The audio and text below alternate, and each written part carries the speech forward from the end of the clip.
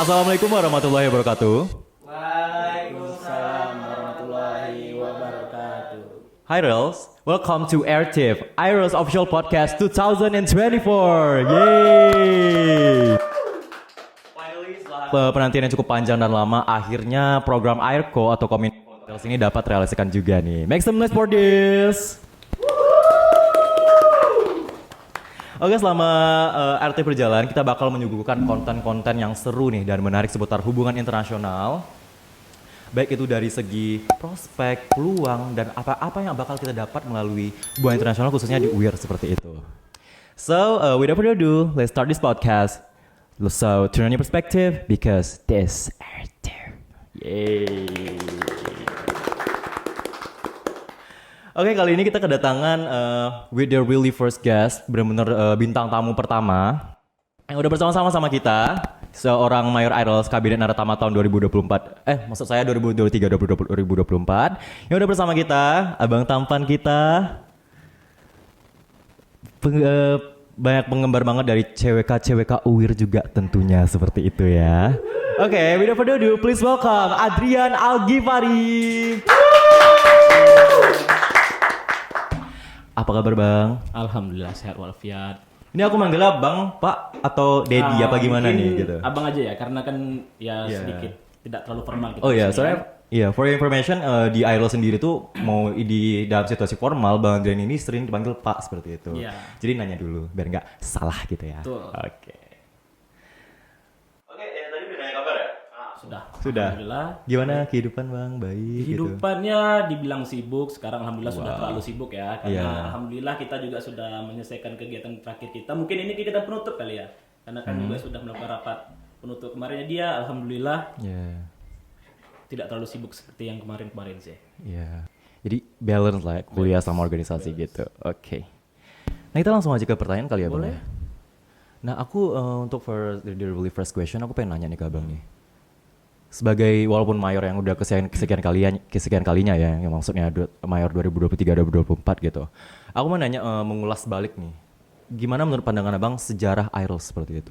Oke, untuk sejarah iRails sendiri ya sebenarnya iRails ini kan bisa dibilang mungkin bagi teman-teman yang belum familiar ya dengan organisasi-organisasi yang ada di kampus. Nah, jadi organisasi-organisasi di kampus itu terbagi banyak nih. Ada yang paling tinggi itu biasanya disebut sebagai BEM atau yang bisa kita sering kenal sebagai Badan Eksekutif Mahasiswa. Oke. Terus ada juga seperti UKM-UKM atau unit-unit kegiatan mahasiswa. Ya seperti mungkin ada pramuka, mapala, ataupun juga mungkin kegiatan olahraga dan juga ada kegiatan keagamaan. Nah, untuk iRails sendiri ini kita sering disebutnya itu sebagai HMJ atau singkatan itu dari Himpunan Mahasiswa Jurusan. Oke. Nah, jadi mungkin untuk sejarah iRails sendiri ya sebenarnya tidak terlalu banyak ya karena memang setiap HMJ itu biasanya berdiri sesuai dengan adanya prodi tersebut. Nah, misalnya kayak HI ya. HI kan itu kita baru berdiri di tahun 2000 berapa 18 ya? 18. Iya. Nah, sebenarnya itu yang pernah saya dengar dari Kaprodi kita ya, Pak Arsi. Beliau bilang itu sebenarnya HI itu berdiri itu di tahun 2017. Oke. Mulai keluar SK-nya. Nah, tetapi penerimaan mahasiswa itu baru bisa dilakukan di 2018. Nah, jadi dengan munculnya mahasiswa dan juga keterimanya mahasiswa-mahasiswa baru. Nah, disitulah munculnya iRails. Tetapi di tahun 2018 itu namanya bukan iRails. Oke. Oke, jadi iRails itu pertama kali nama itu digunakan pada tanggal 2 Februari 2019. Jadi seperti itu. Nah, jadi kalau untuk membahas sejarah ya mungkin tidak terlalu tidak terlalu panjang karena memang setiap prodi ya pasti ada hima dan itu wajib sesuai regulasinya. Nah, jadi seperti itu sih secara singkat. Nah, iRails sendiri itu singkatan ya, kepanjangannya itu adalah Association of International Relations Student. Okay. Nah, jadi ya itu adalah himpunan mahasiswa khusus untuk mahasiswa yang ada di program studi hubungan internasional. Jadi seperti itu. Oke, ini menarik nih sejarah iRails gini, di mana sempat terjadi pertukaran nama seperti itu bang, sebelum iRails seperti itu ya. Oke, untuk iRails sendiri punya berapa divisi sih bang? Boleh Untuk sekarang divisi kita masih ada 6 ya. Semoga nanti kedepannya mungkin ada divisi-divisi baru yang sebenarnya saya sendiri punya beberapa plan ya untuk menambah divisi, cuman karena kita sudah berjalan hampir setengah tahun, jadi tidak memungkinkan untuk kita menambah divisi lagi. Nah, jadi untuk divisi-divisi sendiri itu, yang pertama mungkin saya pakai bahasa Indonesia saja ya di sini ya. Ada sosial pendidikan, terus ada kewirausahaan, ada advokasi, ada English Club, terus ada apa lagi tuh, Kominfo, ada yang terakhir ada seni dan olahraga. Nah, jadi baru ada 6 divisi. Sebenarnya kemarin itu ada 7 divisi, namanya itu divisi kesekretariatan. Nah, tetapi kenapa saya hapuskan kemarin itu karena saran-saran dari senior juga sih ya. Kesekretariatan mungkin katanya memang tidak terlalu gerak. Jadi daripada saya wasting ke anggota-anggota ke sana, jadi saya coba hapuskan dan akhirnya saya membentuk adanya 2 sekjen di IRLS. Jadi seperti itu. Jadi ya sekjen sekretaris inilah yang nanti membagi tugas. Jadi kesekretariatan ini sebenarnya tidak terlalu untuk sekarang ya, mungkin tidak terlalu berguna, tetapi nanti mungkin tergantung kabinet-kabinet selanjutnya bisa kita munculkan kembali gitu. Tapi yang saya harapkan semoga juga ada divisi-divisi baru juga sih. Seperti itu. Semoga dengan kepemimpinan Abang makin menambah nih divisi-divisi yang lain seperti itu. Oke, selama IRLS terutama Kabinet Naratama nih Bang 2023-2024, apa sih kegiatan atau program yang sedang dijalankan dan itu menjadi sebuah program unggulan di IRLS sendiri? Boleh di-spill Bang salah satunya mungkin? Mungkin kalau untuk program unggulannya, mungkin teman-teman juga sudah pernah merasakan ada yang namanya seperti KBM, ada juga SDC. Nah, untuk SDC sendiri itu sebenarnya itu perdana kemarin ya di tahunnya 2023 itu masih di zaman kepemimpinannya Bang Akbar. Bang Akbar kalau nonton, terima kasih sudah memotivasi saya untuk jadi mayor. Nah, jadi kemarin itu KBM ya. Nah, KBM itu sendiri itu memang kegiatan program tahunan dari angkatan 2018. Nah, jadi untuk KBM sendiri itu memang sudah program wajib dan itu selalu tuh ditekankan sama keprodi kita karena prodi kita sendiri itu biasanya selalu menekankan sistem yang namanya kekeluargaan. Nah, jadi itu yang selalu saya pegang teguh sampai sekarang. Dan makanya dengan ada kami itu mungkin bisa mendekatkan kita antar mungkin sesama anggota kepengurusan ataupun juga antara junior senior ataupun sebaliknya dan seperti itu. Nah, kemudian soal SDC. Jadi SDC itu sebenarnya kemarin itu perdana tuh dilaksanakan di tahun 2023 dan juga perdana bagi teman-teman mulai dari angkatan 23 sampai ke angkatan kemarin itu 21. Nah, 21. Nah, jadi mungkin sedikit yang saya tahu ya, SDC itu seperti forum sidang PBB. Nah, SDC itu kepanjangannya Short Diplomatic Course. Nah, jadi SDC itu merupakan simulasi sidang PBB yang dimana nanti teman-teman menjadi perwakilan dari setiap negara-negara PBB dan membahas salah satu isu yang menjadi isu penting dalam dunia PBB. Jadi seperti itu. Nah, jadi di situ teman-teman belajar juga bagaimana caranya public speaking, bernegosiasi. Karena juga SDC itu kan sebagai soft skill-nya mahasiswa HI ya, karena di situ kita belajar bernegosiasi. Karena mungkin mahasiswa HI sekarang kalau ditanya cita-citanya apa, mungkin atau prospek kerjanya apa, biasanya kalau tidak jawab dubes ya diplomat, seperti itu kan. That's basic guys. Sangat basic sekali itu pertanyaan sebenarnya. Jadi ya SDC ini mungkin bisa mendongkrak soft skill teman-teman dalam bernegosiasi dan juga berpolitik lah. Jadi seperti itu. Nah, tentunya SDC ini sebenarnya memang harus program wajib dan insya Allah setelah libur panjang ini saya juga akan mempersiapkan diri untuk hal itu dan semoga terrealisasikan ya. Jadi mohon bantuannya teman-teman. Amin. Ini ya. Nah, jadi mungkin untuk program unggulan masih untuk yang bilang wajib ya, mungkin masih ada untuk 2 itu, tetapi mungkin untuk kedepannya bisa berkembang lagi karena kan kita ini baru berdiri tahun 2018 ya. Jadi ya memang masih proses, masih belajar juga gimana caranya untuk mengembangkan potensi-potensi mahasiswa, jadi seperti itu. Wow, semoga di beberapa bulan ke depan atau tahun ke depan mungkin bakal berkembang nih program-program unggulan baru khususnya di IRLS seperti itu. Amin gitu ya. Oke Bang, untuk pertanyaan selanjutnya ini pengen mention sedikit nih untuk mahasiswa-mahasiswa baru yang akan masuk di tahun ini, tahun 2024 ini. Nah, seperti yang kita tahu ya, mahasiswa tuh banyak banget tipenya gitu. Ada yang kupu-kupu, kuliah pulang, ada yang kura-kura, kuliah rapat, ada yang kurarong, kuliah rapat nongkrong, seperti saya sendiri gitu. Sangat banyak. Iya, sangat banyak banget tipe mahasiswa seperti itu.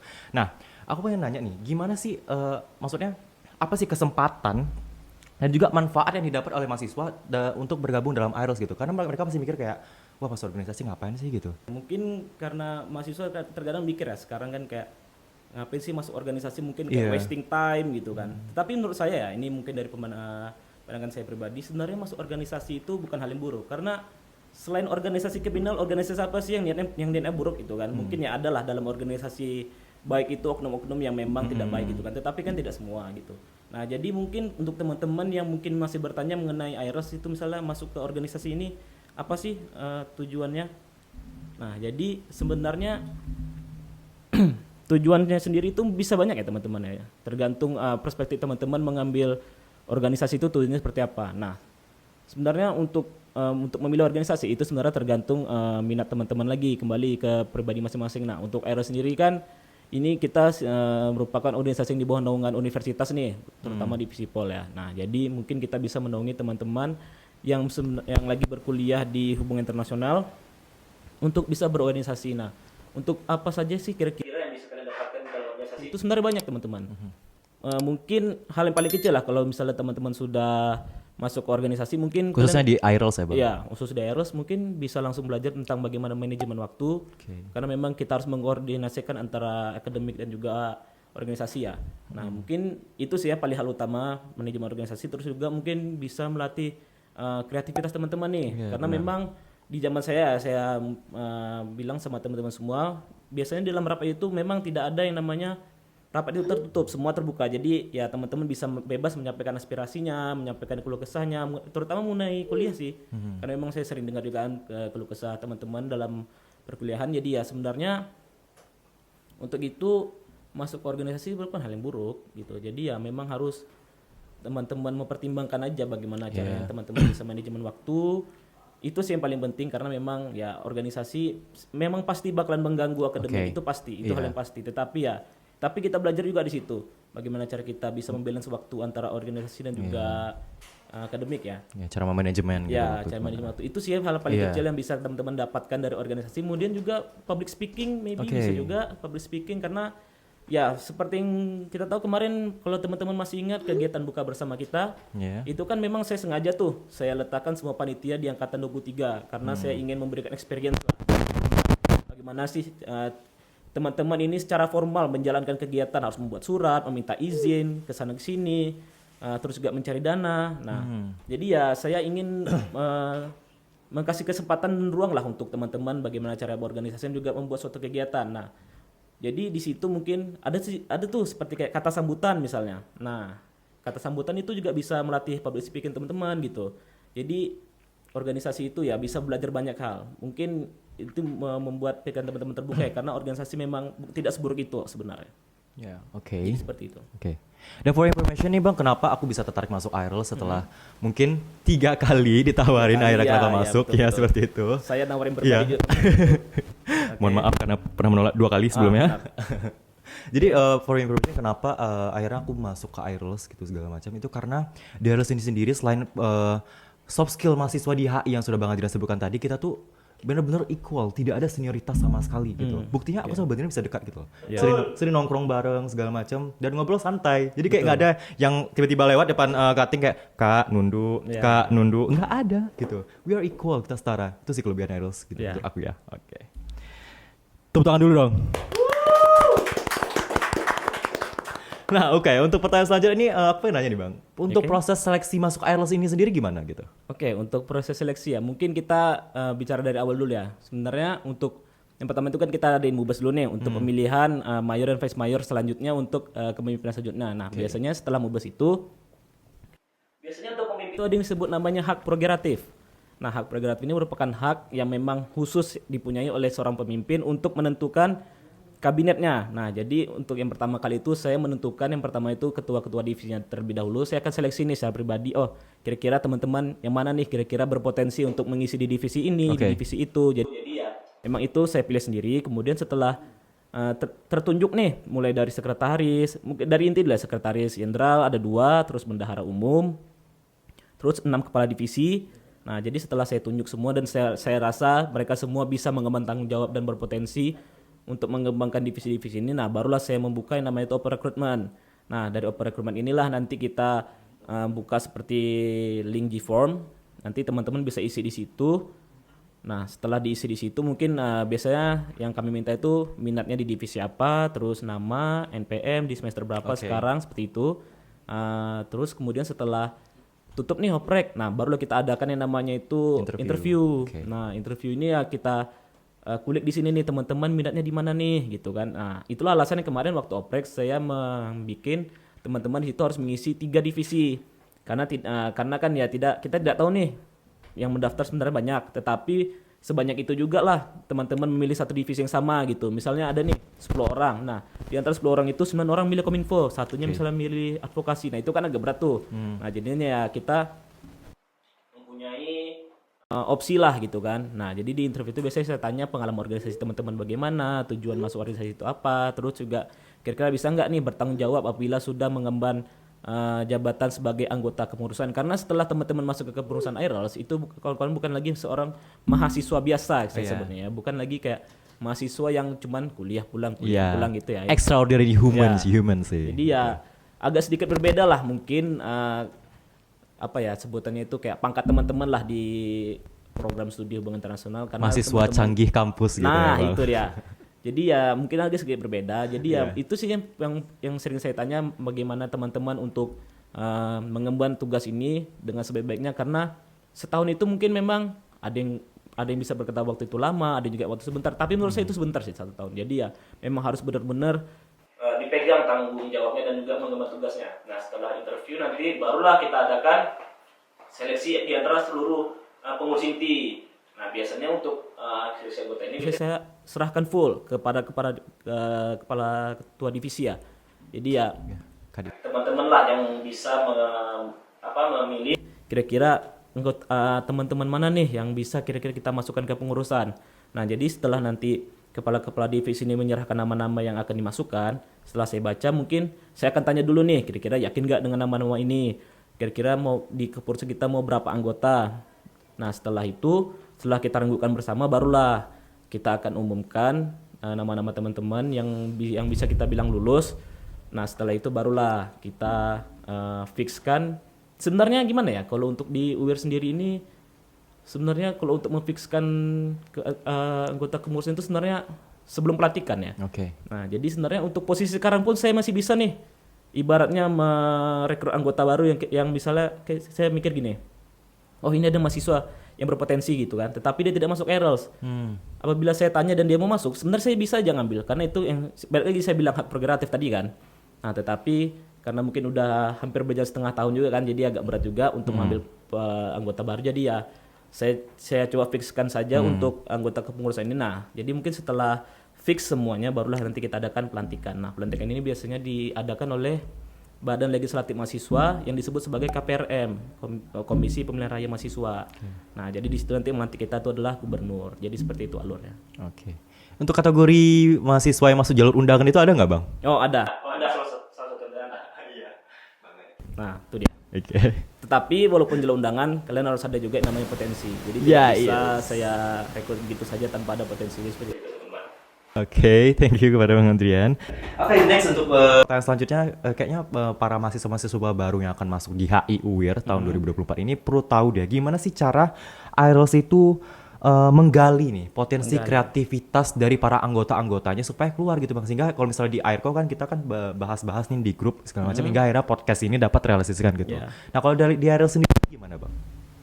Oke, untuk dari sendiri untuk menggali potensi mahasiswa ini mungkin sedikit berat ya karena memang mahasiswa tuh nggak sedikit sih, karena yang sering saya tahu memang ya balik lagi seperti yang Aldi bilang tadi kan, mahasiswa ini banyak tipenya, seperti ada yang kupu-kupu, kura-kura gitu kan. Nah jadi itu kurarong satu lagi. Jadi memang itu harus kerja ekstra saya sih sebagai pemimpin untuk bisa melihat potensi teman-teman dalam meningkatkan soft skill. Nah jadi sepertinya untuk IROS sendiri itu biasanya ya bagaimana cara kita mengulik potensi teman-teman semua itu biasanya setelah mungkin teman-teman masuk ke dalam kepengurusan, biasanya nih saya lihat dulu nih teman-teman itu memang minat nggak di divisi yang telah saya letakkan gitu. Karena mungkin ada juga sih, saya rasa pasti ada di teman-teman IROS sekarang ngerasa tidak cocok dengan divisinya gitu.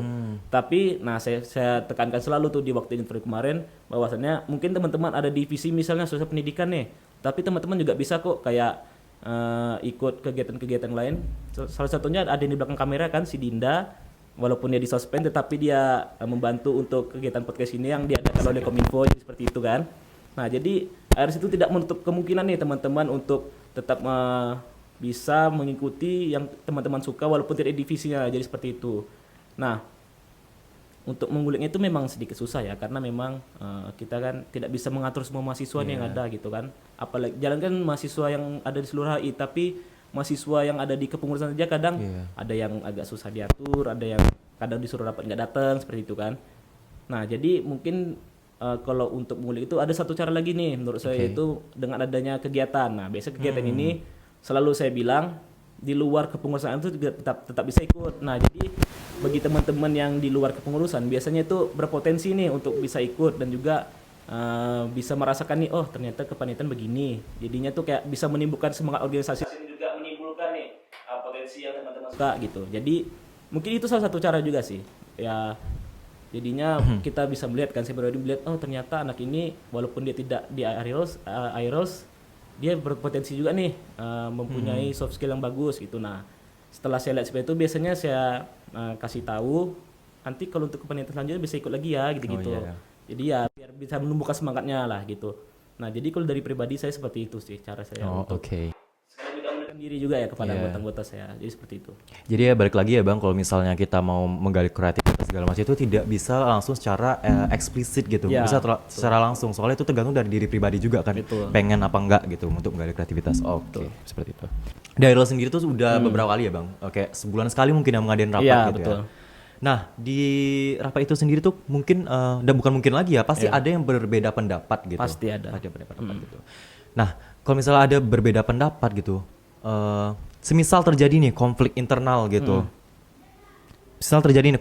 kayak misalnya aku harus setuju nih sama pendapat dia, ya udah sih aku nggak temenan lagi sama dia gitu. Nah gitu gimana sih cara mengatasinya gitu, konflik internal antara anggota gitu? Sebenarnya untuk perbedaan pendapat sebenarnya wajar aja ya.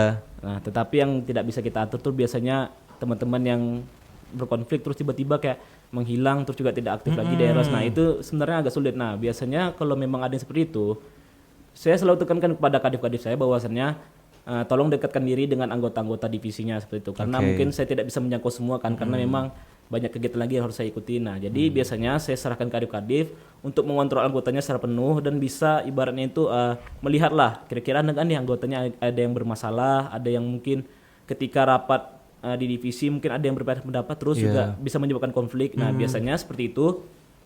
Kalau misalnya saya dapat laporan seperti itu, biasanya saya coba dudukkan dulu dengan divisi dengan pribadi yang bersangkutan yang bermasalah, terus juga dengan kadifnya. Nah, biasanya kalau memang kita tidak bisa mengatasinya, di harus itu ada namanya surat peringatan. Nah biasanya kalau memang tidak bisa diatasi, surat peringatan lah lagi jalan terakhirnya atau solusinya. Dan SP itu sendiri itu ada tiga macam. Yang pertama itu hanya sebagai surat peringatan. Yang kedua itu surat peringatan kedua itu, tetapi kawan teman itu setelah diberikan SP kedua itu mereka tidak boleh aktif dalam kegiatan IROS apapun itu selama bisa dibilang mungkin hampir sebulan atau 2 bulan ya. Nah SP ketiga ini barulah teman-teman kalau memang sudah ada SP3 itu teman-teman secara sah dikeluarkan dari IROS karena memang mungkin tidak mengikuti tata tertib dan juga ADART yang berlaku dari IROS. Nah, mungkin seperti itu cara saya ya.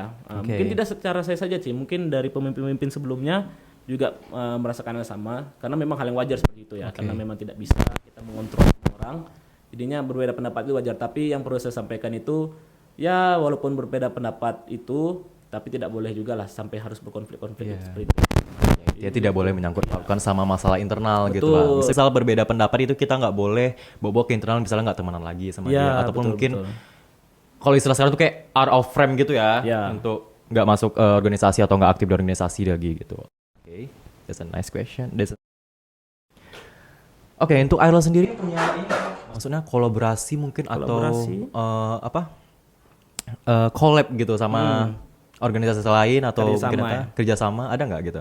Untuk sekarang mungkin secara internal ya, biasanya secara internal mungkin untuk kerjasama karena kita lingkupnya ada divisi Pol. Biasanya kerjasama saya itu sesama dengan ormawa yang ada divisi Pol, mulai dari badan tertinggi itu ada BEM divisi Pol, terus juga ormawa seperti ada ya badan legislatif, terus ada ya UKM seperti Mapala dan juga ada ASOF seperti itu, terus ada HMJ mulai dari ilmu pemerintahan, publik, bisnis dan juga kriminologi. Alhamdulillah dari dulu sampai sekarang kami berhubungan baik ya di antara kelima bupati itu. Nah, untuk eksternal sendiri mungkin teman-teman tahu ya karena kita baru-baru saja itu menggalang dana untuk Sumbar, teman-teman yang ada di Sumbar. Nah, itu kemarin kita kerjasama dengan organisasi itu namanya Yayasan Organisasi Sayap Kemanusiaan. Nah, jadi untuk kemarin itu karena memang kita nggak tahu nih kan kalau mau galang dana itu biasanya kita tidak mungkin nih harus menyerahkan langsung ke sumber karena mungkin terhalang dana ataupun juga kendaraan ya. Nah, jadi salah satu tujuan saya bekerja sama dengan yayasan itu karena kita tinggal menyumbangkan hasil dari galang dana kita dan juga nanti mereka yang mengurus sisanya dan juga mereka yang mengantar. Nah, jadi salah satu contoh seperti itu sih teman-teman.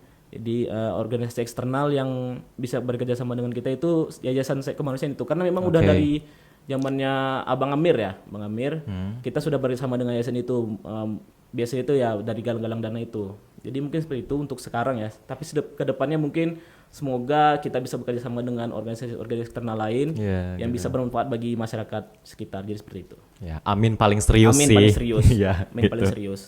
Oke Bang, untuk kedepannya ini Abang nih as a mayor gitu, sebagai mayor tuh action apa sih yang bakal Abang lakuin untuk memajukan Hima ini sendiri gitu? Mungkin ada program-program yang pengen Abang usulin, ini harus maju nih Hima ini gitu. Dengan program yang Abang buat gitu. Gimana? Oke, untuk action saya sendiri ya. Sebenarnya untuk action itu dan pemikiran saya mengenai program-program yang ingin saya jalankan sebenarnya banyak. Mungkin salah satunya mungkin ada kegiatan yang seperti mungkin ada kemarin itu saya disaranin untuk diadain seminar internasional. Nah, mungkin kita mengundang seperti diplomat-diplomat terkenal Indonesia. Nah, tetapi sayangnya ya mungkin belum bisa terrealisasikan ya karena memang butuh dana yang besar, terus juga waktu yang mepet karena sebentar lagi kita libur kan. Apalagi saya pribadi juga saat ini berada di semester 6 nih teman-teman. Semester 6, semester terakhir lah bisa dibilang dan juga harus magang lagi nih. Karena di HI sendiri tuh magang itu wajib. Jadi ya mungkin action saya itu mungkin saya hanya bisa membuat mungkin kegiatan-kegiatan kecil saja ya. Contohnya kayak kemarin itu kegiatan kita yang baru jalan itu ada namanya LDKO tuh, latihan dasar kepemimpinan organisasi. Nah, itu kemarin LDKO itu udah vakum sekitar 2 tahun yang lalu. Nah, jadi itu setelah hampir vakum 2 tahun, saya coba tekankan untuk teman-teman terutama divisi advokasi ya untuk bisa menjalankan program ini lagi dan alhamdulillahnya terlaksana berkat bantuan dari teman-teman juga. Nah, jadi untuk program-program kecilnya itu sih yang biasa saya tekankan karena memang untuk program besar itu tidak gampang. Melalui izin juga agak susah, terus juga dana sih paling terutama ya. Jadi untuk action saya sih seperti itu ya. Jadi kita mulai dari hal kecil dulu, mungkin nanti bisa misalnya nih ada mayor selanjutnya ya. Saya harapkan pada mayor selanjutnya mungkin bisa mengimplementasikan apa yang saya lakukan di zaman saya untuk membuat kegiatan-kegiatan yang lebih besar lagi. Nah, jadi semoga yang saya harapkan itu kegiatan-kegiatan besar ini bisa terlaksana nih dengan waktu yang mepet karena memang kita tidak pure 1 tahun nih menjabat karena memang libur-libur kan, apalagi terutama libur panjang ini yang hampir bisa dibilang sampai maybe 4 bulan gitu kan. Nah, jadi mungkin untuk kegiatan-kegiatan besar ya mungkin saya mohon maaf bila tidak ada yang terlaksana, tetapi saya usahakan semampu saya untuk menjalankan kegiatan-kegiatan yang teman-teman yang pengen teman-teman realisasikan. Jadi seperti itu sih. Sekali lagi amin paling serius ya guys. Amin. Semoga kedepannya kita bakal ada kegiatan-kegiatan yang aku pengennya sih kayak skalanya internasional gitu, gitu. Semoga kedepannya atau tahun depan mungkin ada nih program-program atau kegiatan-kegiatan gini. Amin. Sekali lagi amin. Ya. Oke nih Bang, terakhir nih Bang untuk mahasiswa baru mungkin atau mungkin ada mahasiswa dari angkatan 23 yang pengen bergabung ke IRLS gitu. Apa sih pesan atau nasihatnya yang pengen Abang sampaikan untuk mereka supaya terbuka pemikirannya untuk gabung ke IRLS gitu? Apa sih? Ini juga untuk pesan untuk teman-teman angkatan 24 yang baru nanti apabila teman-teman nonton. Kamera di sini ya? Nah iya mana di sini. Oke. Ya. Nah, jadi untuk nasihat saya secara pribadi ya, mungkin teman-teman bisa berubah perspektif. Organisasi itu tidak buruk teman-teman, walaupun ya memang agak menyita waktu dan juga tenaga teman-teman, tetapi menurut saya apabila kegiatan itu menyita waktu ataupun tenaga, selagi hal itu positif kenapa enggak gitu. Karena memang mencari hal-hal positif itu di zaman sekarang itu sebenarnya gampang. Tapi terkadang hanya kita saja yang malas. Contohnya hanya seperti saya inilah. Jujur awal-awal saya tidak punya niat untuk menjadi mayor. Nah, tetapi saya berpikir bahwasanya kalau hidup saya hanya seperti ini ya apa gunanya gitu. Waktu saya hanya habis seperti main HP, scrolling TikTok ataupun scrolling Instagram. Nah, jadi saya berpikir semakin saya dewasa itu semakin banyak nih pemikiran yang harus kita pikirkan. Apalagi kan mahasiswa ya. Mahasiswa itu kan sudah pemikirannya bukan siswa lagi nih, ada maha di depan siswanya itu. Nah, jadi teman-teman harus bisa berubah perspektif atau merubah pemikiran untuk bisa lebih dewasa lagi dalam menyikapi apapun itu, terutama mungkin organisasi ya. Organisasi tidak semua organisasi itu teman-teman. Jadi ya walaupun nanti teman-teman pengen berorganisasi tidak hanya di Eros saja ya, mungkin ke eksternal ataupun di internal yang ada di kampus, silahkan saja karena organisasi itu sebenarnya baik untuk teman-teman. Jadi saran saya seperti itu, cobalah berorganisasi, cobalah untuk mengulik potensi diri, meningkatkan soft skill mulai dari kepemimpinan ataupun public speaking. Dan juga untuk mungkin misalnya kan karena di Eros ini banyak divisi-divisi ya, mungkin teman-teman bisa belajar-belajar seperti teman-teman yang ada di Kominfo untuk mengedit, ataupun juga yang teman-teman yang ada di advokasi untuk bagaimana caranya menyampaikan aspirasi dan pendapat. Untuk di KWU mungkin bagaimana cara teman-teman bisa menghandle dan juga mempromosikan IROS ataupun juga keuangan untuk IROS. Terus untuk di divisi sosial pendidikan bagaimana teman-teman bisa bersosialisasi dengan masyarakat ataupun mahasiswa yang ada. Terus juga di divisi teman-teman apabila masuk ke divisi olahraga juga bagaimana teman-teman bisa mengulik potensi teman-teman di bidang olahraga. Karena memang kan anak muda zaman sekarang mungkin banyak nih ya yang potensinya di olahraga, terutama mungkin futsal ataupun sepak bola ataupun di dunia games bisa juga gitu kan. Karena memang zaman sekarang ya banyak sih lapangan pekerjaan bisa kita buka, terutama ya mungkin teman-teman ada yang minat jadi YouTuber ataupun live streaming ya. Jadi mungkin itulah salah satu contoh bisa teman-teman untuk meningkatkan soft skill yang ada untuk masuk organisasi ya. Jadi itu sih pesan saya. Jadi jangan lupa masuk Aeros nanti ya untuk teman-teman 24 dan juga 23 yang belum berkesempatan gabung. Seperti itu. By the way Bang, ini dengar-dengar nih isu-isu ini bakal ada turnamen Mobile Legends nih mungkin. Nah, iya boleh di-spill dong. Nah, jadi untuk turnamen Mobile Legends e-sport guys. E-sport ya. Ini kan ini pasti teman-teman pada suka nih e-sport ya. Jadi saya juga mohon doanya untuk bisa terrealisasikan ya. Amin. Jadi rencana itu setelah saya tanya kepada ketua divisinya senior, insya Allah nanti setelah libur panjang ya, mungkin bisa diadakan kegiatan turnamen itu. Dan rencananya itu mungkin di akhir tahun ya setelah edisi. Nah jadi semoga terrealisasikan, dan juga karena memang sebagai kegiatan penutup juga sih karena kan nggak terasa nih sekitar setengah tahun lagi masa jabatan saya dan teman-teman yang ada di Eros sudah habis nih gitu. Benar, gitu. Jadi seperti itu. Jadi jangan lupa diramaikan ya kalau memang terrealisasikan nanti. Sebelum itu tepuk tangan dulu buat Bang Adrian. Baik, sebelum aku tutup nih Bang, minum dulu dong. Ini kayak seret banget nih. Udah bibir kering. Iya. Maaf tidak di-endorse. Iya, tidak di-endorse ya teman-teman.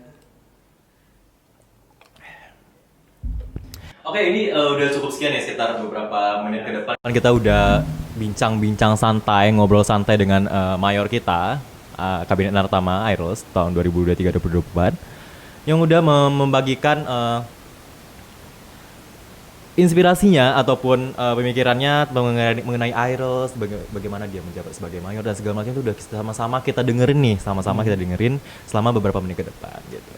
Oke Bang, terima kasih Bang udah datang di podcast ini. Ya, saya juga mengucapkan terima kasih nih kepada teman-teman dari Air Kreatif karena telah merealisasikan kegiatan ini ya, karena memang dari dulu nih saya pengen adanya podcast yang diadakan oleh Aeros. Jadi ya shout out juga untuk teman-teman di belakang kamera dan juga dari shout out to you guys.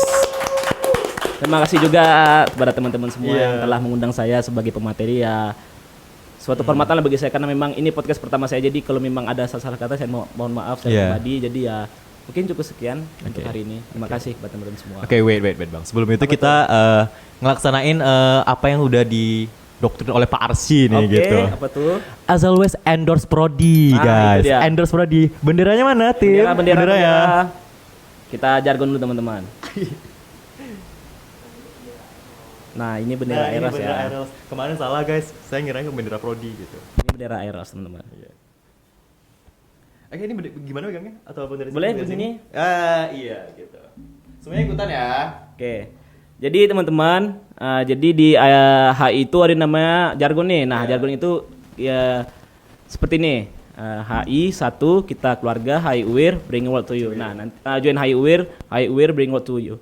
Nah jadi nanti apa? Teman-teman kalau saya bilang join HI UIR, nanti teman-teman bisa ikut ya untuk menyampaikan jargon kita. Nanti saya bilang join HI UIR, teman-teman yang lagi nonton bisa langsung nyaut HI UIR bring world to you. Oke teman-teman, bisa kita mulai ya. Teman-teman di depan kamera semua ikut ya. Semuanya ikut ya, tim segala macam. Yuk. 1, 2, 3. HI 1 kita keluarga. Join HI UIR. HI UIR bringing world to you. Oke, aku tutup. Assalamualaikum warahmatullahi wabarakatuh. Waalaikumsalam warahmatullahi wabarakatuh.